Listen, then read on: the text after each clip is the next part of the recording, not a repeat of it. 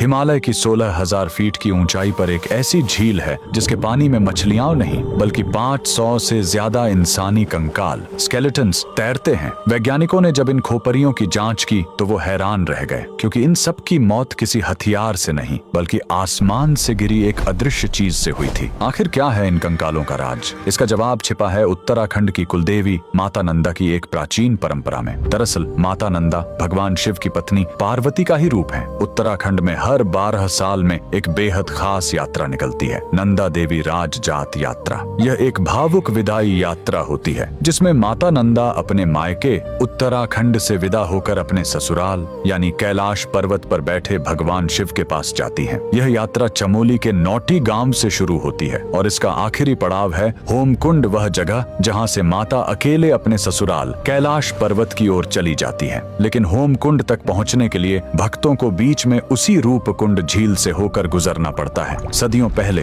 कन्नौज के राजा जसधवल ने इसी पवित्र यात्रा में शामिल होने की ठानी, लेकिन राजा को अपनी सत्ता का अहंकार था। वे भक्ति भाव से नहीं बल्कि पिकनिक मनाने के अंदाज में गए। नियम तोड़ते हुए वे अपने साथ गर्भवती रानी, नाचने गाने वाली नर्तकियां और जोर जोर से बजते ढोल नगारे लेकर पहाड़ पर चढ़ने लगे। माता नंदा अपनी विदाई के वक्त यह अपमान और शोर शराबा सह नहीं पाई। जैसे ही राजा का काफिला रूपकुंड झील के पास पहुंचा, देवी का प्रकोप टूट पड़ा। अचानक आसमान काला हो गया। बारिश नहीं बल्कि लोहे जैसे सख्त और भारी ओले गिरने लगे। वो ओले क्रिकेट की गेंद जितने भारी थे। वहां छिपने की कोई जगह नहीं थी। वो ओले सीधे राजा और उसकी सेना के सिर पर गिर रहे थे। देखते ही देखते राजा, रानी और उनके 500 साथी वहीं बर्फ में दफन हो गए। सैकड़ों साल बाद जब 1942 में वहां बर्फ पिघली तो दुनिया ने देखा कि झील कंकालों से भरी पड़ी है। और जब फॉरेंसिक जांच हुई तो वैज्ञानिकों ने पुष्टि की कि इन सभी खोपरियों में दरारें थीं जो ऊपर से किसी भारी गोल चीज ओले के गिरने से ही आई थीं।